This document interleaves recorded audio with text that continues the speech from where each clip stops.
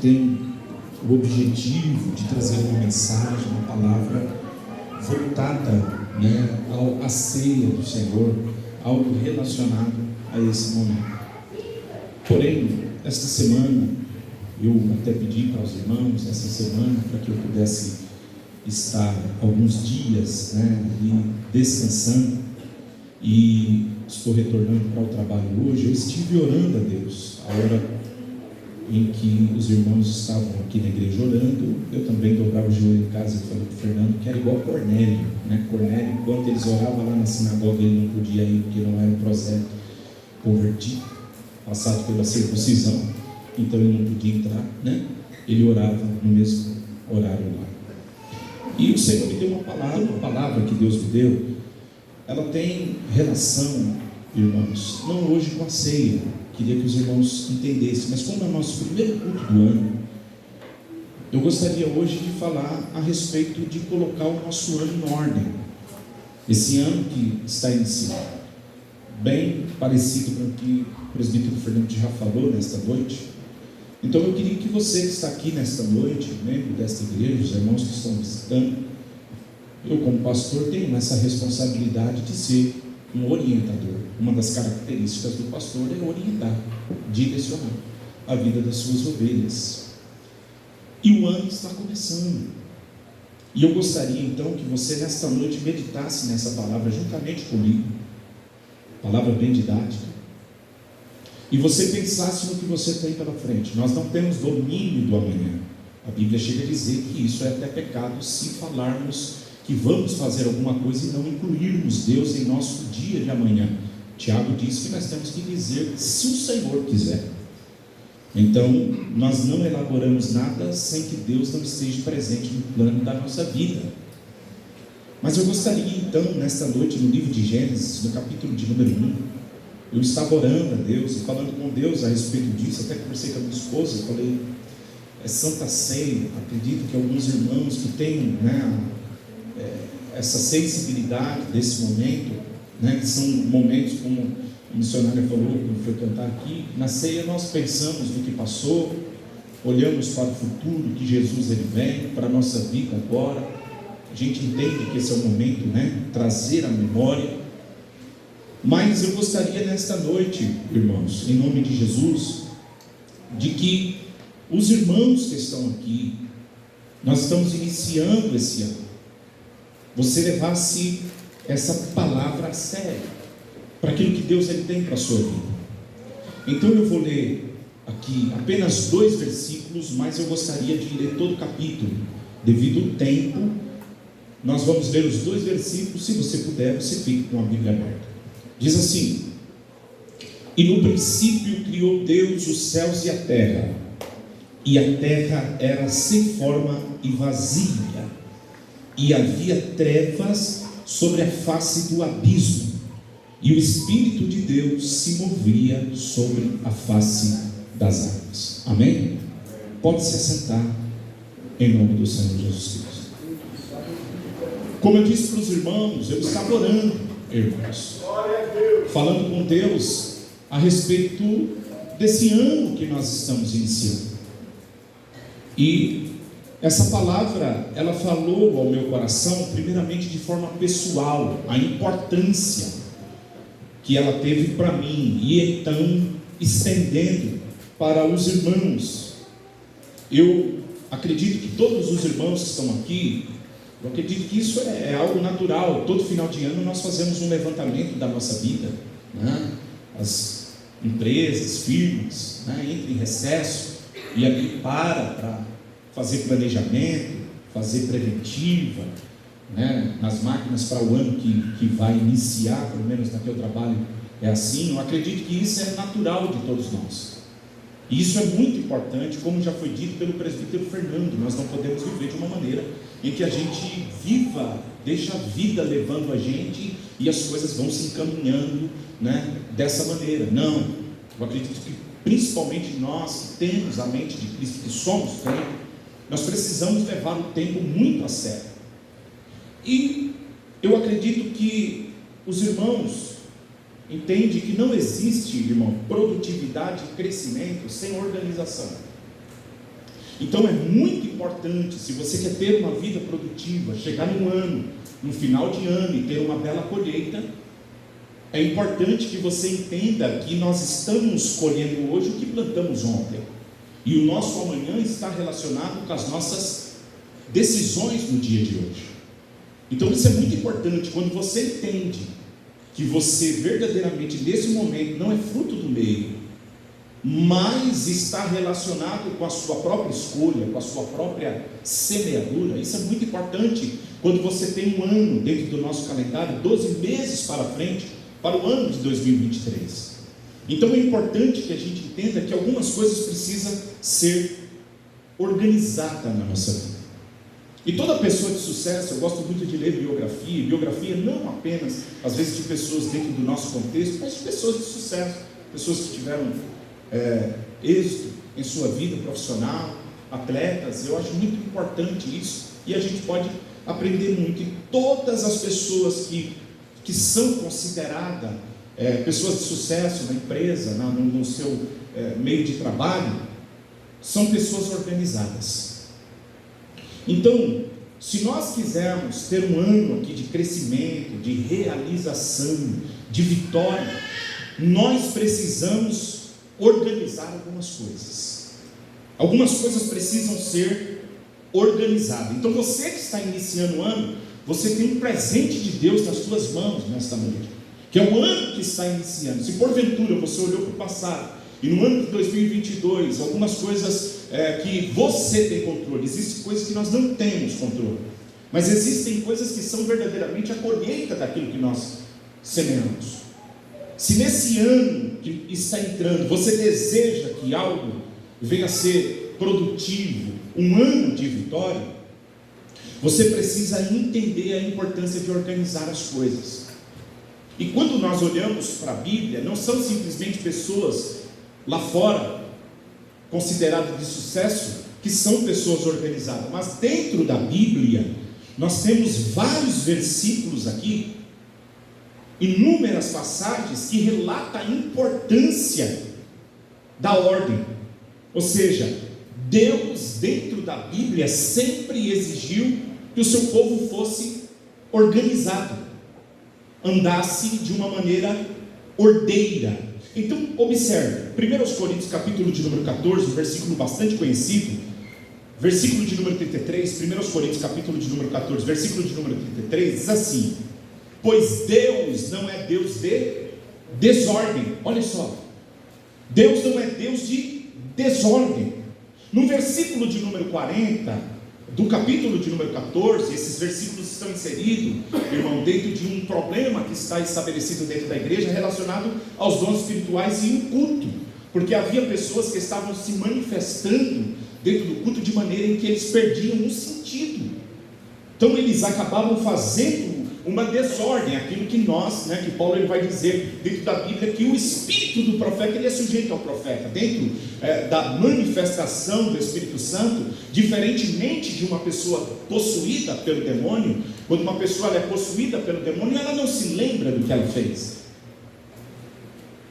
A manifestação do Espírito Santo é totalmente diferente. A pessoa não perde o controle dos seus sentidos.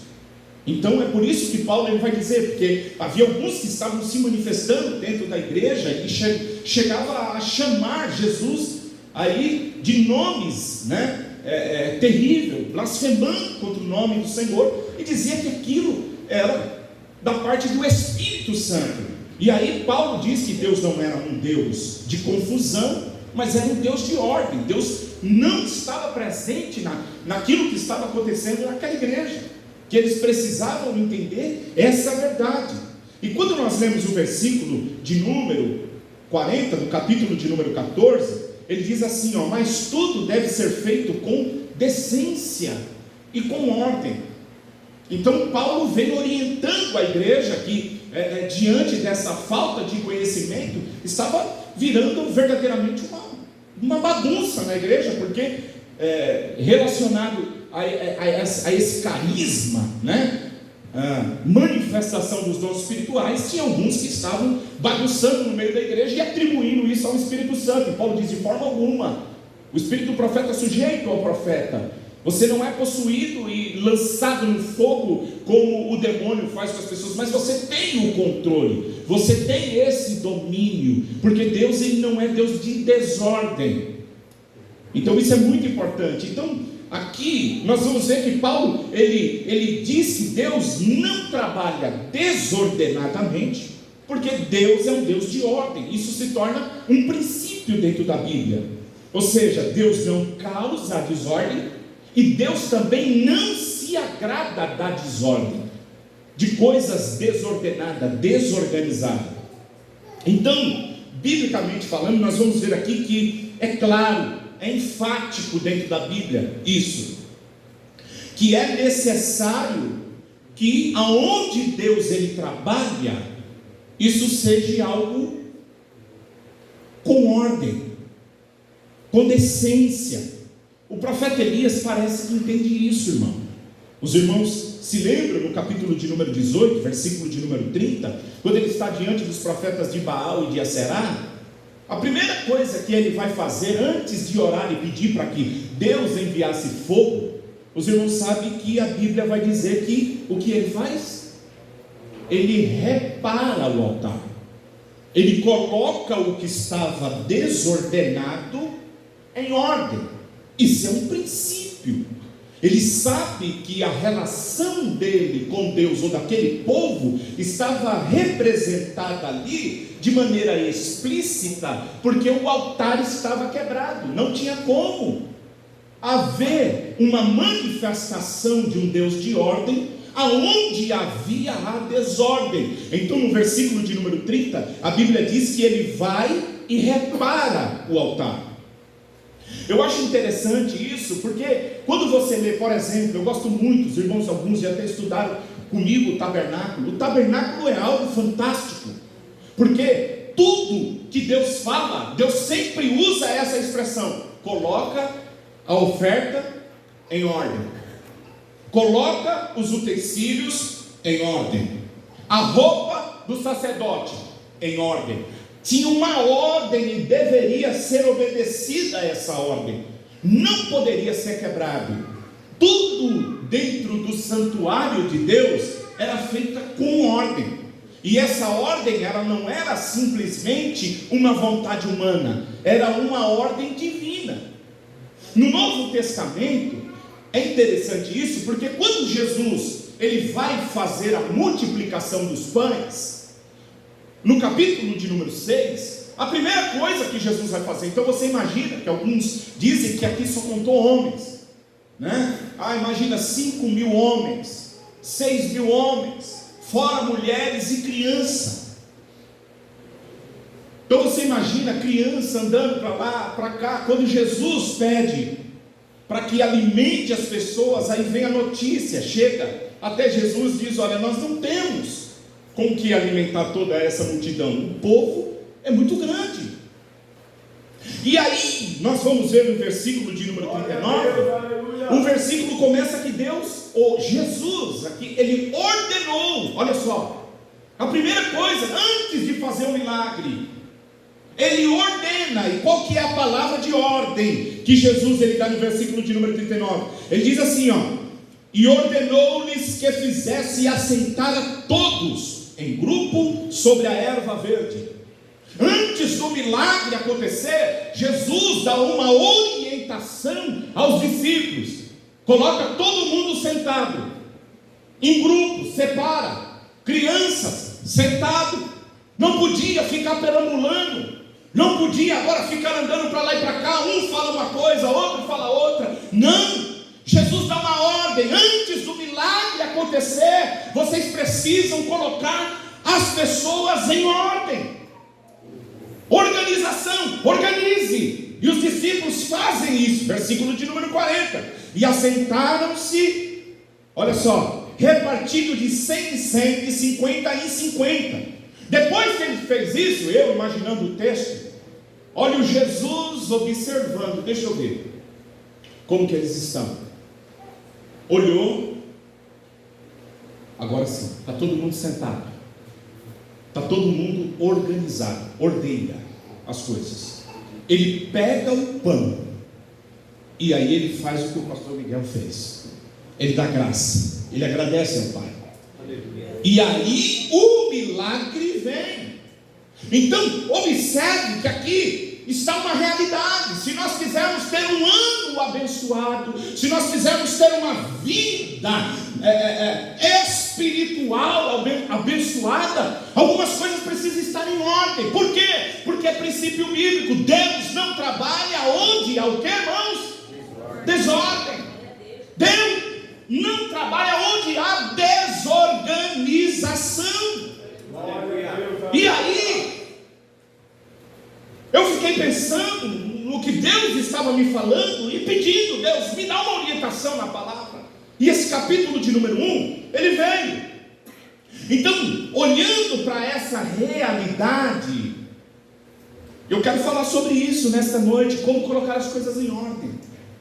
Você que está aqui, nós que estamos iniciando esse ano, você que deseja ter uma vida de resposta, de oração, você que deseja ter a bênção da multiplicação na sua vida, você que deseja ter um ano de 2023 de maneira diferente, de forma diferente, você precisa entender esse princípio e a importância da organização do cenário para que Deus entre em cena e opere na sua vida.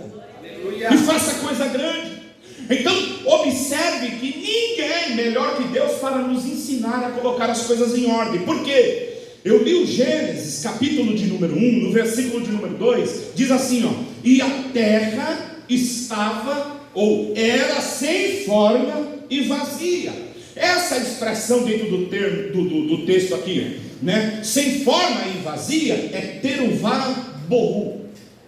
Uma palavra transliterável aqui, que quer dizer que o conceito aqui é o caos. Quando a Bíblia diz que a terra estava sem forma e vazia, a palavra dentro do original dá o conceito de caos. Tudo estava em um caos. Ou seja, nós vamos ver que a terra estava reduzida a um caos. Jeremias capítulo de número 23, capítulo 4, versículo de número 23, diz assim, ó: observei a terra, observe, e eis que estava assolada e vazia. Olha só o que o profeta vai dizer. Então, existem alguns teólogos e alguns comentaristas bíblicos que vão crer que a terra, ela passou por alguma coisa para se tornar um caos. Por quê? Porque o profeta Isaías, em Isaías capítulo de número 45, versículo de número 18, não diz que Deus construiu um caos. Olha só o que diz, versículo 18 de Isaías 45: porque assim diz o Senhor, que te criou os céus, o Criador dos céus, Deus que formou a terra, observe, e fez ela e estabeleceu. Agora preste atenção: não criou vazia, mas a formou para que fosse habitada. Eu sou o Senhor e não há outro. Então o profeta traz a revelação de quando Deus criou a terra, Ele não criou a terra vazia. Então alguns comentaristas, alguns teólogos, não vou falar dessa tese, né, do gap, que eles falam que há um espaço do versículo 1 ao versículo de número 2 de anos. Não quero entrar nesse sentido. Mas certo é que a Bíblia, ela vai deixar claro para nós que alguma coisa aconteceu. Ou seja, no capítulo de número 1, versículo de número 2, alguma coisa deixou a terra em um estado de caos. Existe aí algumas teses, não vou entrar nisso, porque a gente iria para outro sentido. Mas o cenário do versículo de número 2 aqui é de desastre, devastação, é um cenário de ruína, é um cenário de desordem. Então eu queria que você, nesta noite, imaginasse isso.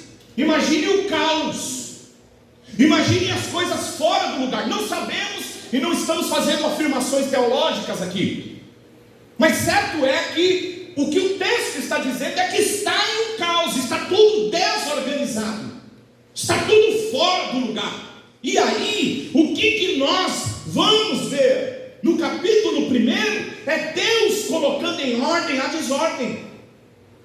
Capítulo de número 1 do Gênesis é Deus mostrando para nós como que Ele coloca em ordem aquilo que está em desordem.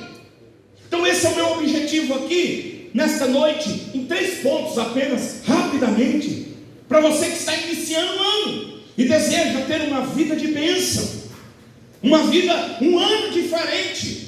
E isso eu estou falando dentro da sua responsabilidade. Aquilo que está a respeito de Deus e o que Ele vai fazer, isso é responsabilidade dEle. Nós estamos em suas mãos, amém, irmãos? Mas naquilo que temos controle, como foi dito pelo presbítero Fernando, aquilo que eu posso fazer para que gere um retorno pela minha vida, pelo meu esforço, para colocar, para preparar meu casamento, para preparar a minha vida, a minha empresa, o meu ministério, a igreja, o departamento, para que Deus opere. O que eu preciso fazer? Observe aí que nós vamos aprender com Deus, no capítulo de número 1. Olhando para Deus aqui, olha o que Deus Ele faz para colocar em ordem o que está em desordem. Primeiro, estabeleça meta. Ou seja, tenha objetivo. Pastor, mas como o senhor tirou isso do texto? O versículo de número 1 diz assim, ó: e no princípio, Bereshit, criou, olha só, do nada, Deus cria os céus e a terra. Então, observe que Deus Ele criou. A Bíblia não fala o início de Deus e de algumas coisas, mas nós estamos vendo aqui alguém, um sujeito por detrás da ação. Esse sujeito dentro do texto é Deus. É Ele que está organizando o que está em desordem. E o que Ele faz? Ele cria algo. E aí, em Hebreus capítulo de número 11, versículo de número 10, na NVI, chama Deus de arquiteto e construtor. Diz assim: porque esperava a cidade, falando de Abraão, que tem um fundamento do qual, olha só, o arquiteto e construtor, os irmãos que mexem com construção, aqui, sabe a importância que é do projeto. Ou seja, o arquiteto, ele trabalha com o quê? Com o projeto. Ele não cria nada sem antes projetar. Ele não faz nada sem antes estabelecer um objetivo, aquilo que ele vai fazer. Então, nós já lemos em Isaías 45, 18, que o propósito da criação da terra era para que ela fosse o quê? Habitada. O propósito da criação da terra é para que ela fosse habitada. Há por detrás um ser pensante que vai colocar aquilo que está em caos, não sei o motivo, em ordem. E antes dele colocar em ordem, ele tem uma meta, ele tem um objetivo. Provérbios 3,19 diz: o Senhor, olha só, com sabedoria fundou a terra e preparou os céus com inteligência. Isso mostra um arquiteto dentro desse antropomorfismo, né, que a teologia atribui sentimentos humanos a Deus, características humanas, antropopatismo a Deus, como alguém que se assenta com sabedoria para lidar com uma situação e com inteligência para fazer algo. E ele não faz por fazer, ele faz e ele tem aqui um propósito, ele trabalha aqui com alvo.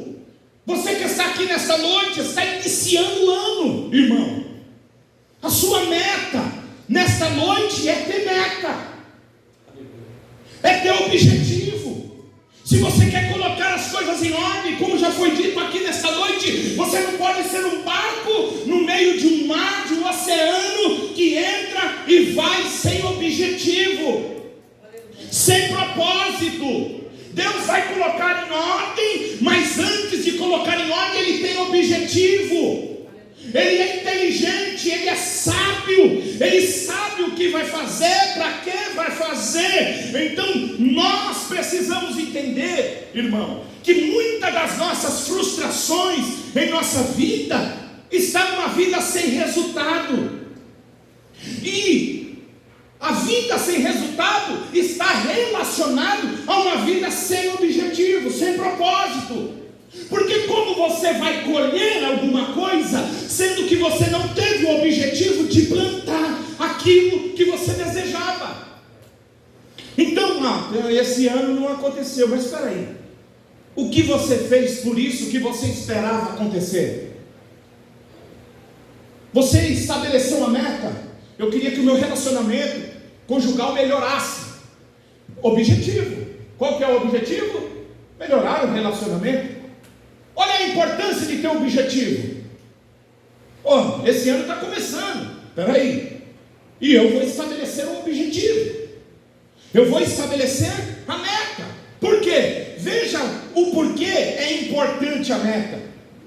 Porque a meta vai direcionar, primeiro, o seu tempo, segundo, a sua energia, terceiro, o seu recurso. Quando você tem meta, por exemplo, você tem meta de emagrecer. É um ano em que você colocou 2023, será um ano em que eu irei emagrecer. Isso é um objetivo, sim ou não? É um alvo. Iniciou, correto? E você tem uma meta. Só que no meio da meta surgem tentações, pastor.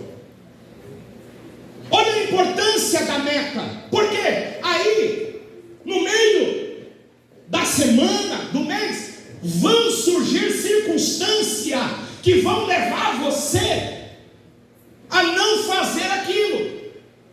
Se você não tem meta, irmão, você fala, vou comer de qualquer jeito, vou comer em qualquer horário, vou comer besteira. Os irmãos entendem o que eu estou falando? Traga isso para o mundo espiritual. Por quê? Se você não tem meta, mesmo que você queira emagrecer, você não colocou um objetivo. A sua mente não está trabalhando por isso.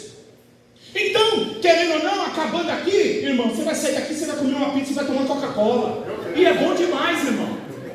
E é bom demais. Não é verdade? Para você pensar. Mas aí você fala, não, eu começo amanhã. Mas amanhã surge outra situação ou circunstância. Você tem o desejo, mas você não colocou o objetivo. E é onde você acaba fazendo o quê? Não direcionando a sua energia, o seu tempo. Aí, peraí, ao invés de você trabalhar por aquilo que você tem objetivo, você direciona o seu recurso para outra coisa, o seu tempo para outra coisa, a sua energia para outra coisa. Mas quando você coloca o objetivo, aí você recebe a carta de Sambalate dizendo, desce para cá, vamos congregar junto 4 vezes. Mas ele diz, não posso. Por quê? Porque eu estou fazendo uma grande obra. Quem tem objetivo, irmão, consegue negar. Alguém chega e diz, vamos em casa hoje comer uma pizza. E você diz, varão, muito obrigado, Deus abençoe, mas dentro da minha agenda hoje não é o dia da pizza. Hoje eu estou colocando meu recurso em outra coisa, eu estou gastando meu tempo em outra coisa. Ei, irmão, você vai ter tentação na sua vida. Você que é casado, quando você tem propósito com o seu casamento, alguém chega lá e grita, deita-te comigo, mas você sabe dizer não. Por quê? Porque você tem objetivo, você tem propósito. Quem tem propósito sabe dizer não. Quem tem objetivo sabe falar, eu não posso entrar por esse caminho. Veja a importância. Agora, se você não tem meta, se você não tem objetivo, irmão, você vai andar por aí, a vida vai me levar. A vida vai me levar. E aí a sua vida de oração? Amanhã eu oro. Amanhã eu estudo. Amanhã eu me dedico. Amanhã eu faço. Quem não tem meta definida, gasta dinheiro com o que não precisa gastar naquele momento. Você coloca um propósito, esse ano eu vou fazer uma reserva de segurança. Só que você não tem meta. Se você não tem meta, aí você passa, vê as coisas, você não precisa daquilo. Tem gente que, eu ouvi o pastor Josué Gonçalves dizer, que compra aquilo que não precisa, com dinheiro que não tem, para mostrar para as pessoas que nem conhecem. Mas quando você tem meta, você consegue dizer não. Aí você gasta com coisas. Você já viu o que os psicólogos dizem? Quando você vai fazer compra, Você vai ao mercado fazer compra. O que é importante você fazer antes de fazer compra, Ju? Comer, se alimentar. Por quê? Porque você não vai cair em tentação. Salomão fala a respeito disso, que o homem que está saciado, ou que está com fome, até o amargo é doce. Mas quem está com a barriga cheia sabe dizer não, irmão. Que nesta noite nós que estamos aqui, você que está aqui, que está querendo organizar as suas finanças, a sua vida, tenha objetivo, coloque propósito. Não, peraí, esse ano aqui vai ser o ano de nós estabelecermos meta. Só que não é fácil, irmão. Eu estou falando para você, mas eu estou inserido dentro do contexto. Mas é importante o objetivo, e nós vamos ver que Deus, Ele trabalha assim. Então nesta noite, irmãos, a primeira lição que eu tenho para que você tenha um ano abençoado, ajuste o seu ano, é você fazer o quê? Estabelecer meta.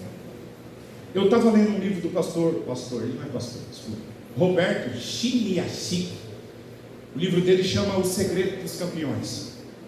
Aí olha o que ele diz, irmão. Ele diz assim, ó: o problema de muitas pessoas do mundo atual é que as pessoas assumem uma atitude de tanto faz, e a vida lhe recompensa com resultados fracos. Aí ele diz assim, ó: quem planta tanto faz, colhe talvez. Quem planta objetivo, colhe resultado. Então se você chegou esse ano aqui, e você é tão espiritual, você deixa as coisas acontecer, talvez aconteça outra coisa.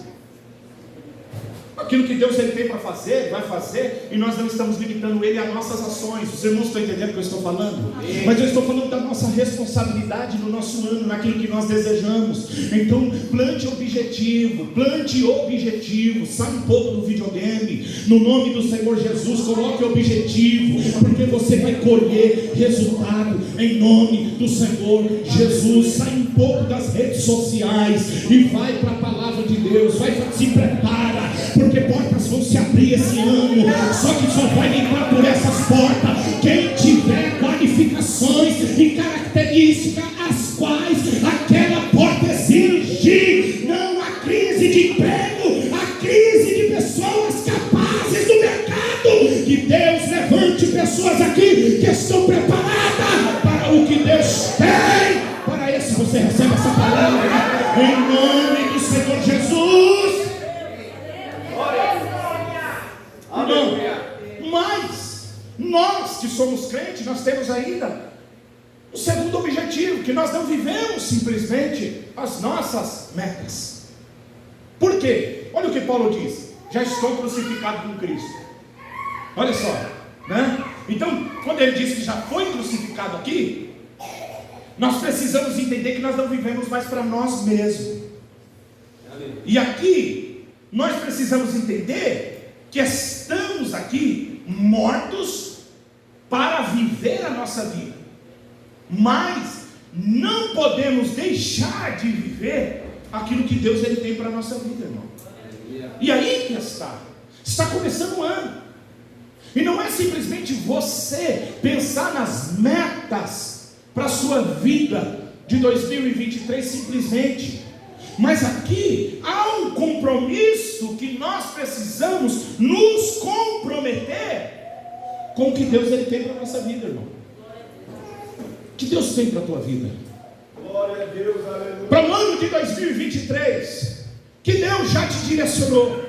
Você precisa ter um compromisso, sim, de ter esse desejo de crescimento pessoal, mas você não pode ministerialmente viver uma vida destituído do projeto que Deus Ele tem para a tua vida. Vai passando o ano, não pense você que não vai acontecer. Deus falou comigo, Ele tem uma chamada na minha vida, e uma vez eu ouvi isso. Uma pessoa me procurou e disse assim: pastor, meu marido disse que tem um chamado, e eu já ouvi Deus falar com ele, que tem um chamado para pregar a palavra de Deus. Só, pastor, que ele não lê a Bíblia. Eu ouvi isso de uma esposa. E nessa época eu não era nem pastor, eu era presbítero e professor da escola bíblica dominical. Foi depois de um assunto. Mas ele disse para mim que que não precisa ficar lendo a Bíblia. Por quê? Porque ele diz que na hora que ele for pregar, o Espírito Santo de Deus vai dar tudo para ele. Irmão, nós não duvidamos do poder de Deus, porque Ele é Deus. O filho das trevas passou 20 dias estudando, noite e dia, e você deitado em berço esplêndido. Não tem a tua parte, e no ministério não é diferente. Deus até tem uma chamada com você, mas o que você precisa fazer? Você precisa saber a vontade de Deus. Deus, o que o Senhor tem para mim nesse ano de 2023? Deus, o que o Senhor tem para o meu ministério? Deus, o que o Senhor está preparando para mim? Deus, eu ainda não sei. Se eu não sei, eu faço como Davi, que disse, né, para o rei de Moab: cuida da minha família, que eu vou orar, porque eu ainda não sei o que Deus tem para mim. Mas enquanto eu oro, Deus vai trabalhando, irmão. Então nesta noite, estabeleça objetivos para o teu ministério também, para o que Deus Ele tem para a tua vida. Eu estava conversando esses dias, passando uma situação com um amigo, né, pastor, e eu contei para ele o dilema, a situação que eu estava vivenciando. Aí ele olhou para mim e aí ele disse assim: mas o que você quer, pastor? O que você quer? Eu falei assim: a resposta não é eu te dizer o que eu quero. Na verdade, o que eu quero é saber o que Deus quer, porque eu só vou agir mediante aquilo que Deus me direcionar. Então, você precisa entender que tem coisa que não é o que você quer. Está começando o ano, e às vezes a gente até pensa muita coisa para nós, e deixa Deus fora do plano. Mas aí, olha o que Provérbios 16:1 diz: todo homem, ou do homem são as preparações do coração. Aí diz: mas do Senhor a resposta da boca. Então nós somos diferentes. Nós não simplesmente colocamos metas e objetivos, mas nós buscamos em Deus: Deus, o que o Senhor tem para mim, Senhor? Deus, o que o Senhor quer para mim esse ano, Pai? E aí, enquanto Ele não fala, silêncio também é a resposta. Eu vou aguardar a resposta de Deus. Eu vou esperar em Deus. Deus, o que o Senhor tem para mim, Pai? Quem está me entendendo, irmão? É assim que nós temos um ano de sucesso e abençoado, quando nós colocamos objetivos, e principalmente objetivos que Deus estabelece para a nossa vida. Quando Deus diz assim: ei, você está querendo ir para um lado, mas eu estou dizendo para você: passa a Macedônia, vem para a Macedônia. Por quê? Porque aqui eu tenho um mistério em Macedônia, e Deus te orienta, Deus te direciona, Deus te guia. É necessário passar em Samaria? Não, Jesus, não é necessário. Tem caminho que é mais perto, a gente nem vai se contaminar passando por lá. É necessário passar. Por quê? Porque essa é a vontade de Deus. Aleluia. Provérbios 19:21, na NVI diz assim: muitos são os planos do coração do homem, mas o que prevalece é o propósito do Senhor. Você pode levantar as suas mãos nesta noite e fazer uma oração comigo nesta noite? Você que está debaixo da minha orientação pastoral, e orar comigo, buscando nesta noite. Não digo que eu não estou dizendo nos demais, mas estou dizendo aos irmãos que eu estou orientando nesta noite, a você buscar nesta noite os propósitos de Deus, o objetivo, o que Deus Ele tem para a tua vida nesta noite. Vai em Deus agora em oração, em nome de Jesus. Vai em Deus, fale com Ele nesta noite. Ele muda as nossas intenções, meu irmão. Quando nós temos um coração aberto aos propósitos dEle, à vontade dEle. Aleluia. Deus, aonde o Senhor me quer? Deus, o que o Senhor tem para mim? Deus, esse ano de 2023, eu quero consagrar os objetivos e as metas, e deixar o Senhor me guiar. Faça a tua oração agora, em nome do Senhor Jesus Cristo. E quem sabe já não é agora que Deus começa a te dar visão. Quem sabe já não é agora que Deus começa a te mostrar. Aleluia, meu filho, minha filha. O que eu quero esse ano para você é por aqui, ó. O que eu quero esse ano e eu tenho para você é aqui. Que o Espírito de Deus nesta noite oriente o povo, em nome de Jesus. Faça a tua oração. Objetivo.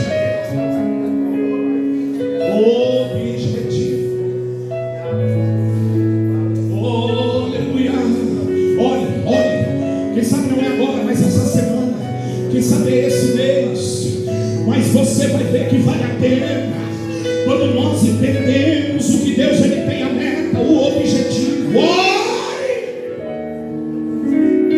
Oh, Espírito de Deus! Oh, aleluia! Que o Espírito de Deus nesta noite leve você a buscar, se você ainda não sabe, o que Deus está preparando para o dia, ou para esse ano de 2023 na tua vida.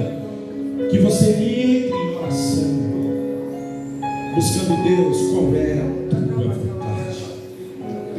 Aonde é que eu vou lançar a rede, Deus? Qual é a direção? Aí você diz assim, mas eu já pesquei a noite inteira. Pescou na sua direção, na sua capacidade, na sua vontade, no seu querer, naquilo que você sabe. Mas Deus está dizendo, agora sou eu que estou orientando. Vai mais uma vez, agora sou eu que estou direcionando. Eu sei que Deus vai direcionar vidas aqui.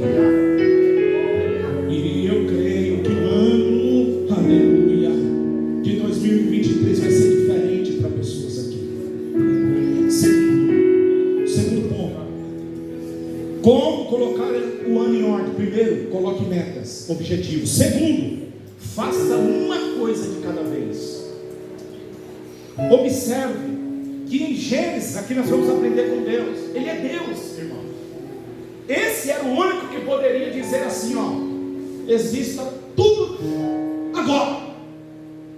Só que ele vai fazer em 6 dias. E é interessante, porque, olha só, no capítulo 1, do versículo 1 ao versículo de número 5, não dá para ler por causa do tempo, Deus criou o céu e a terra. Do versículo 6 ao 8, Deus criou o céu. Do versículo 9 ao 13, Deus criou a terra seca. Do versículo de número 14 ao 19, Deus cria todas as estrelas e os corpos celestes. No versículo 20 ao 23, nós vamos ver que Deus cria toda a vida que vive nas águas. No 6º dia, Deus cria todas as criaturas que vivem em terra firme. Uma coisa por vez. Sabe por que muitas vezes nós não conseguimos? Porque nós queremos fazer tudo de uma vez. Deus coloca o objetivo, Deus coloca a meta, e às vezes até pode ser alguma coisa que se desdobra, e a gente quer fazer tudo de uma vez, irmão. A pessoa começa, ó, esse ano eu vou fazer espanhol, esse ano eu vou fazer academia, esse ano eu vou um monte de coisa. Quando chega no final, começou o curso, parou no meio. Iniciou outra coisa, parou no meio. Estou falando para você porque eu tenho essa dificuldade, irmão. Eu tenho essa dificuldade. Às vezes eu leio 10 livros em uma semana e não termino nenhum. Começo, não, esse aqui, não, mas esse aqui agora. Aí para aquele, começa o outro. Aí quando eu vou ver, está tudo marcado. Eu já não lembro o que estava no outro. Às vezes estou fazendo alguma coisa na minha casa, minha esposa estava até falando para ela, e estava pintando um negócio lá. Aí eu estou pintando aqui, aí eu vejo outro negócio ali. Aí eu paro ali. Eu falo, não, eu tenho que arrumar isso aqui. Aí eu não termino lá e fica tudo pela metade. E às vezes na nossa vida não é diferente. Então nesta noite, faça como Deus, uma coisa por vez.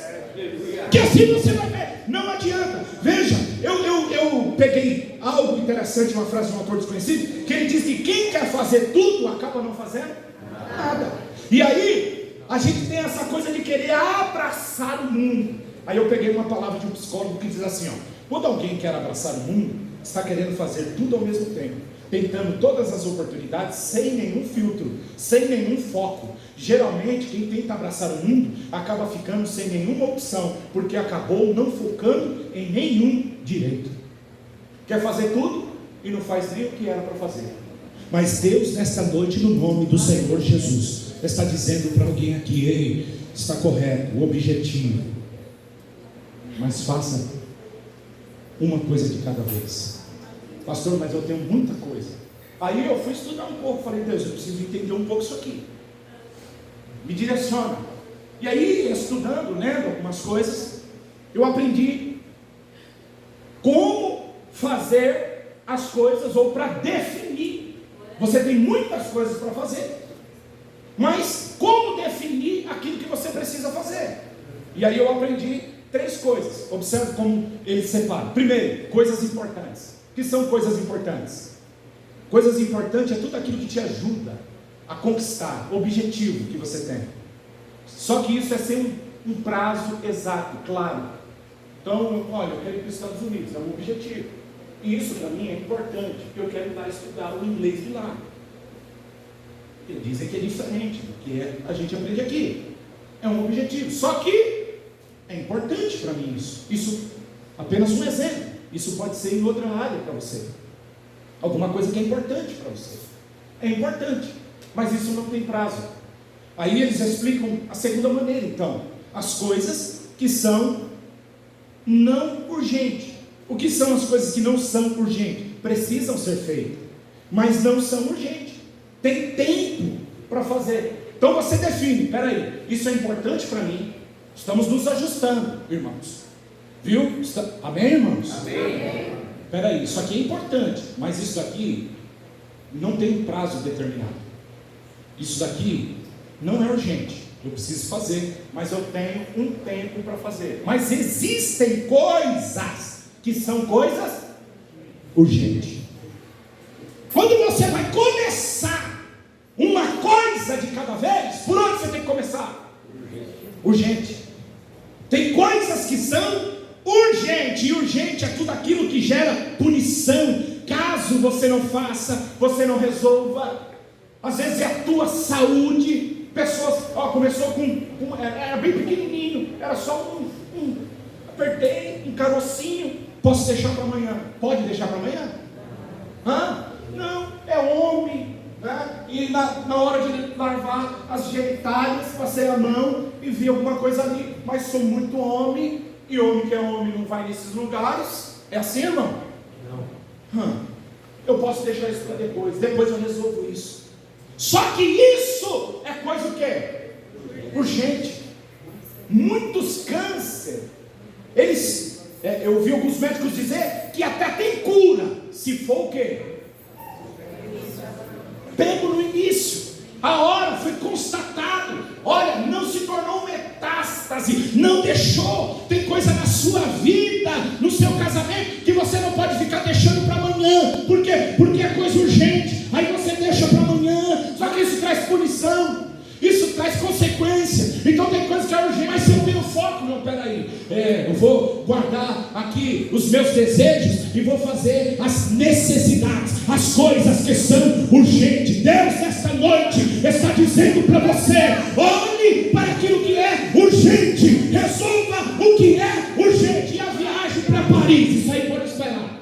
Isso aí pode esperar. Tem coisa que você precisa pagar. Hoje eu já disse para os obreiros aqui: obreiro mal pagador que não cumpre. Por quê? Porque não, deixa para depois eu resolvo. Aí depois vai passando e acaba caindo na condenação do diabo. Por quê? Porque foi deixando as coisas. Mas nesta noite Deus está direcionando. Você recebe essa palavra.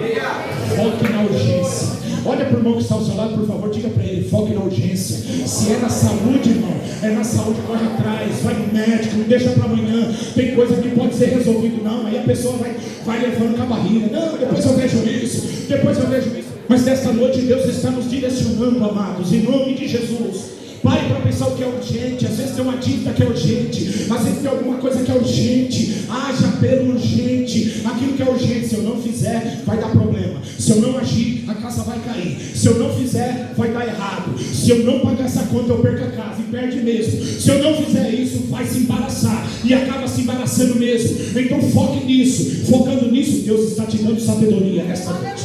Deus está te dando sabedoria. Para me finalizar, tudo que você começar, faça com Deus. Comece e termine. Começou, termina. Por quê? Você pega Gênesis capítulo 2, no versículo de número 1, diz assim: assim os céus e a terra e todo o exército foram acabados. Acabou. Olha só, versículo 2: havendo Deus acabado no sétimo dia. Acabou. Tudo que Deus começou, que Deus fez, irmão, tudo que você começar, se você quer organizar, não faça como eu disse para você: comecei aqui, vou ver ali. Pega o 5, pega o 6 e não termina o 5, não termina o 6. Tudo que você começar esse ano, ainda que para alguns não entenda, é Mas eu vou terminar, sabe por quê? Porque aí termina o quarto ponto e eu finalizo. Quando Deus termina, aí a Bíblia diz assim no versículo 31, e eis que era muito bom. Quando Deus, nós vamos ver aqui, Ele contemplar as realizações. Aí, no versículo 2, diz que Deus descansou. Isso aqui é uma linguagem, não é que Deus cansa, porque Isaías vai dizer que Deus não cansa e nem se fadiga. Aqui é uma expressão de ter terminado algo e de agora parar para usufruir. Olha que coisa gostosa. Quando você consegue terminar aquilo que você desejou, que você colocou como objetivo, aí agora você fala, o glória, que bênção. Aí você descansa. Aí agora você usufrui. Oh, eu lutei tanto por isso. Aí você, para alguém é simples, não é para você? Aí você diz, olha, eu coloquei como objetivo. Era comprar algo simples, para alguns poderia ser algo, mas para mim era isso aqui. E eu dediquei a isso. Fiz e consegui. E agora? Agora você descansa. Descansa. E depois, novamente, objetivo. Faça uma coisa de cada vez. Tudo que você começar, você termina e depois você descansa. E você fala, esse ano foi uma bênção. Por quê? Porque olha, eu comecei só 2 coisas, mas as 2 que eu comecei, eu terminei, cheguei até o fim. E eu posso dizer, Deus valeu a pena. Você recebe essa palavra? Curva a sua cabeça um minuto.